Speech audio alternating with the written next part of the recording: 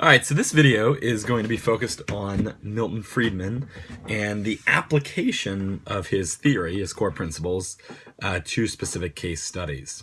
So in the first week of Milton Friedman, we talked about what those core principles are, and those core principles are related to his surprising, provocative, seemingly counterintuitive position that businesses should not be socially responsible, that they should not be expected, in just very simplistic terms, to give to charity, that they shouldn't be expected to kind of give back to the society. And the reasons for that were, again, we talked about this week one, but just very briefly, that when businesses are expected to give or are forced to give, essentially someone else other than the free market controls resources. And that other entity, that other force, ultimately tend to be government, and that is ultimately going to tend to be a much more kind of authoritarian position for somebody like Milton Friedman. Second reason is that he says the more that entities, big entities, whether it be government or corporations, are responsible for social welfare, the less responsibility do you as an individual have. If I know my neighbor is going to be taken care of by government or by the big corporation, then I don't have to do anything personally. Although taxes will be raised, so ultimately it's taking resources from me to give to others. Then finally, the idea here is that when businesses give to charity, they're using other people's money for a cause that they may not support, and which ultimately takes money out of the pockets of these people, so they have less freedom, less resources to do what they want. And those other entities are consumers, employees, and shareholders. Okay, so when we talk about applying these concepts, in Milton Friedman's emphasis on freedom, the videos go through 3 case studies, all of which are fascinating. The first case study he talks about is the idea of flood insurance. And so these videos are set up in a kind of a town hall debate type of style. And you've got a guy who's actually a young Michael Moore, for those who like documentaries, challenging Milton Friedman. Essentially Michael Moore thinks that Milton Friedman supports capitalism and that capitalism is a very immoral, unjust economic system. And so Michael Moore, this young student, gets up and challenges Milton Friedman and says, all right, what do you have to say about these case studies? And the first case study is essentially there was a flood and these people had homes in a floodplain. And Michael Moore interprets Friedman as saying that you came out against giving aid to these people. So there's a big flood, homes are destroyed, properties destroyed, and Milton Friedman, or Michael Moore is saying to Friedman, you didn't support giving aid. You said, look, you took the risk, and it's on you, and nobody should help you.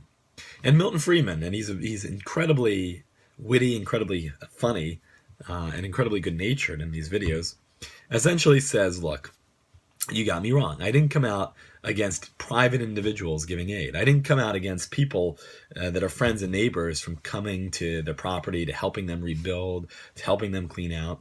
He said, I'm all for it. He said, what I came out against was giving these people low-cost flood insurance subsidized by the government, in other words, paid in part by the government, in advance. And the reason he says this is because his philosophy is, look, if you want to take the risk of living in a floodplain, then there's going to be some advantage to that. Your property may be less expensive because you're taking that risk. But if you want to take that risk, you should bear the cost of that risk. In other words, if you want to take the risk and you want to be insured against the risk, well, then you pay the insurance. Don't expect other people to subsidize, other people in the sense of government in the form of taxes, to support you. Don't expect people to use their money, or the government to use other people's money, to lessen the risk for you. That's your responsibility. If you want to take a risk, you bear the responsibility for that, either in terms of paying insurance or taking a gamble, not paying insurance, and then dealing with the consequences of not having insurance. Think about how that might apply to healthcare, for example. The next case study, and this seems like an opening case instance of an evil company taking advantage of someone, and the Michael Moore gets up and says, okay, well, what about the electric company that shut off this old man's power and the old man died. And Milton Friedman says, well, we don't know all the details of the case, and everybody kind of laughs at him. But he says, but, I'll agree with you. I'll accept that premise that the electric company turned off the power and this old guy died. And he says, okay, well, the real question here is who is responsible for this man's death? He says, yes, it's tragic. It's terrible. But who's responsible? Is it the electric company? Is the electric company responsible for turning off the power? And he says, well, if you believe it's the electric company for turning off the power, then essentially what you're saying is that the electric company should never turn off the power, and even if nobody pays. And so what you would then kind of lead to is a system where people only pay when they want to pay. Because they know, even if they don't pay, their power is not going to get turned off. And, they're gonna still be able to have their electricity. And he says that's an untenable position. It is not a position in which an economy could be founded or function or run. And so he says, okay, well then who would be responsible? Obviously the guy, but if he can't pay, he's old, he's maybe crippled, he's sick. And Milton Friedman says it's the man's responsibility, the neighbors and friends. The man should be supported by those who know him, the individuals who have a stake in his life. Again, remember going back to that basic principle of individuals, not businesses, have responsibility. He says the individuals in that man's life should have done something. They should have recognized this guy can't pay his electric bills and either, moved in with him, or paid the bills, forced him to move in with them. But it's the individuals, not the government, not the business, that has responsibility for the well-being of other individuals. Okay, so the final case study, this is on the second video. It's a longer explanation.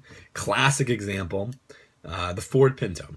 So essentially Ford in the late 70s built this car called the Pinto. It was a cheap car, and it was discovered that in rear-end collisions, this car could explode, and it would become engulfed in flames, and people died as a result of a design flaw, which Ford recognized, but they didn't fix because it would have cost $13 per car over however many millions of cars. It would have cost a good amount of money. And so Michael Moore says to Friedman, this is a classic example of putting profit ahead of well-being, companies that are greedy, not caring about other individuals, and this is evil. And so Milton Friedman, they get into a kind of a little bit longer discussion about, well, how much would it cost Ford to do this? And Friedman asks Michael Moore, would you support it if only one life had been saved? And the total cost would have been $40 million the same. And so Milton Friedman's really saying, okay, the question here is, you're arguing about cost. Like, should Ford have taken on this cost? Should Ford have sacrificed whatever millions of dollars to save people's lives? And so for Milton Friedman, he says that's interesting, but nobody can build a completely safe car, a completely safe product. It would take too many resources. So there's always going to be an inherent risk in whatever product you buy, and especially an automobile. And he says, if I was driving around in a Mack truck, I'd be safer than driving around in a Pinto, and I know that. So what Friedman is again going to do is to go back to individual responsibility. And he's going to say individuals have to make the determination as to what cost they want to pay to reduce the chances of their own death. And he says, in general, people don't really want to pay that much in order to protect themselves from death or to reduce their cost of death. And he says, look at people smoking cigarettes. They could quit and they could give up this life-destroying activity, but they don't want to. They choose the cigarettes. And he says, they're fools, but they have the freedom to do it. They should have the freedom to do it. Maybe that is a release to them. Maybe that is more important than, the potential cancer risks. And so with Pinto, he says, essentially the only thing Ford would be responsible for is being honest with the customers, because honesty is one of his key principles. Because only in an honest situation can consumers buy what they feel is best suited for their own well-being. Only when they know the information can they say, this is the product that is best suited to my needs and my desires. And so Friedman says Ford's responsibility is to disclose relevant information. And it is relevant that that car is less safe, more of a death threat than other cars. And if Ford has not promoted that or disclose that information, then Ford should be able to be sued for fraud, for being dishonest, for not giving relevant information. But if Ford, discloses the information, if Ford, says this car is whatever percent more risky because of this design flaw that ultimately also makes the car cheaper, then it's up to the consumer. If the consumer wants to buy a car that is cheaper, but is more of a health risk, more of a threat of exploding or malfunctioning, because who knows, maybe that consumer wants to spend more on education. Maybe that consumer just wants to go skiing more. They love to travel, perhaps. Maybe that consumer just wants to put more money into their house or their wardrobe or whatever it is that the consumer wants to do. If the consumer says, you know what, I'm going to buy a cheaper product, a less effective, more defective, more dangerous product because I like the cheaper cost and I want to put my money elsewhere, then Friedman says, go for it, all you. And again, the responsibility of Ford is not to necessarily change the car or make it safer, but simply to disclose relevant information. Now, I want to kind of end with one thing. And so those are the case studies, and they're very, again, I think very interesting case studies, and they get to the heart of some of Friedman's core principles and also the core principles of capitalism. The core principles of freedom, individual choice. You take the risk, or you determine what risk is worth taking for your own self or your family. And that's it. But the thing I want to end with, and it goes on page 4 and 5 of the Milton Friedman's essay, is he talks about businesses that contribute to the common good because they want to look good. In other words, they contribute because they think that might be good for PR. And in an environment where corporations that don't give are seen as evil and greedy and to be boycotted or to be rejected or to be maligned, he says, all right, I get it. I get why some businesses would want to present themselves as being genuinely interested in the well-being of society. I get why some businesses would want to pretend like they want to give just for the sake of giving, and it's fundamentally right that the business gives.